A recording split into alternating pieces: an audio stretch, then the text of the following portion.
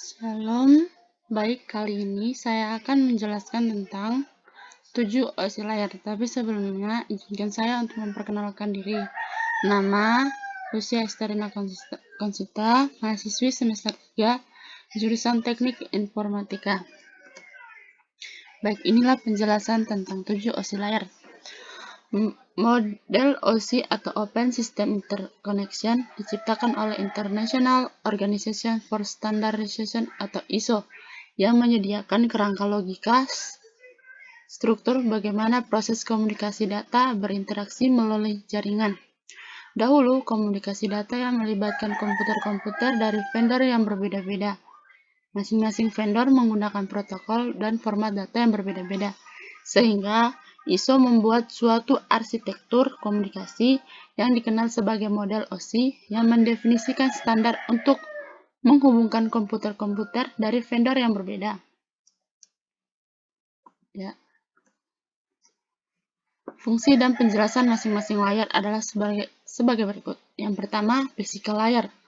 Untuk mendefinisikan media transmisi jaringan, sinkronisasi, byte, arsitektur jaringan seperti Ethernet, topologi jaringan, dan pengabelan. Selain itu, level ini juga mendefinisikan bagaimana Network Interface Card atau NIC dapat berinteraksi dengan media kabel atau radio. Data biner dikodekan dalam bentuk yang dapat ditransmisi melalui media jaringan.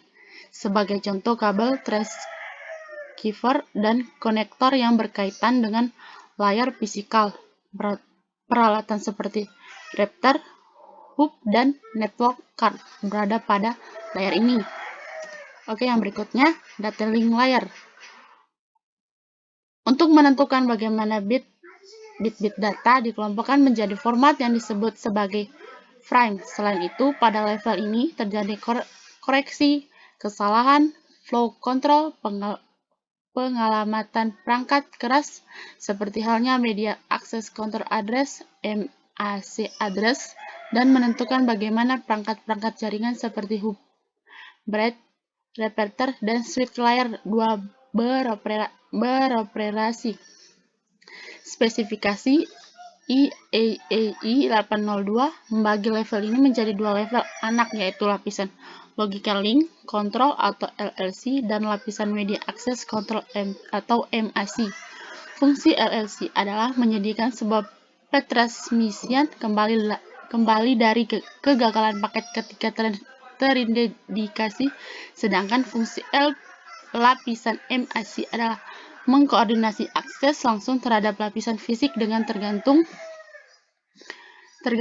metode media access control seperti Carrier Sense Multiplate Access with Closure dalam bentuk bahasa Inggris, jadi saya kurang memahaminya. Kita lanjut yang ke berikutnya.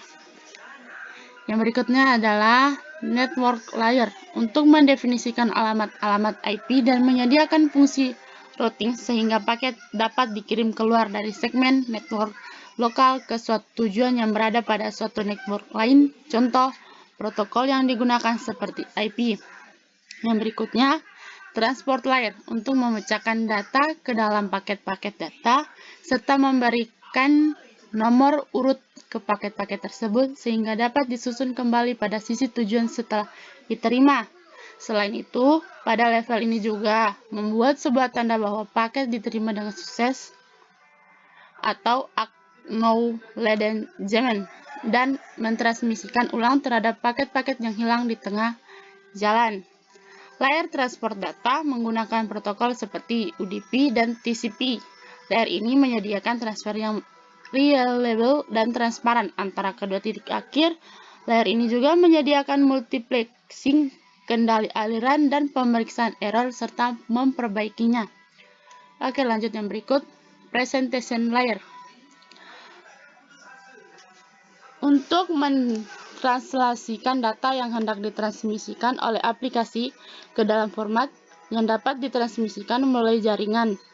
Protokol yang berada dalam level ini adalah perangkat lunak redirector atau redirector software seperti layanan Workstation dalam Windows NT dan juga Network Shell atau semacam virtual Network Computing atau VNC atau Remote Desktop Protocol atau RDP. Yang berikutnya, session layer. Untuk mendefinisikan bagaimana koneksi dapat dimulai, dipelihara atau diakhiri. Beberapa protokol pada layar ini atau protokol layar ini, NetBIOS, suatu social interface dan protokol dikembangkan oleh IBM yang menyediakan layanan ke layar presentation dan layar application. NetBEUI atau NetBIOS Extended User Interface, suatu pengembangan dari NetBIOS yang digunakan pada produk Microsoft Networking seperti Windows NT dan LAN Manager. Ada pula ADP atau Apple Talk Data Stream Protocol. Ada juga PIP atau Printer Access Protocol yang terdapat pada printer PostScript untuk akses pada jaringan Apple Talk. Application layer sebagai yang berikutnya, application layer sebagian termuka dengan aplikasi dengan fungsional jaringan mengatur bagaimana aplikasi dapat mengakses jaringan dan kemudian membuat pesan kesalahan. Protokol yang berada dalam lapisan ini adalah HTTP, FTP,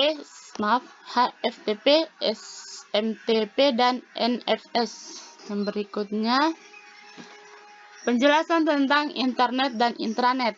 Internet adalah sebuah jaringan yang berhubungan satu sama lain melalui jaringan komputer untuk menghubungkan pengguna komputer di seluruh dunia. Sedangkan intranet adalah sebuah jaringan yang memiliki fungsi seperti internet, namun penggunaannya lebih dibatasi sehingga tidak semua orang bisa mengaksesnya.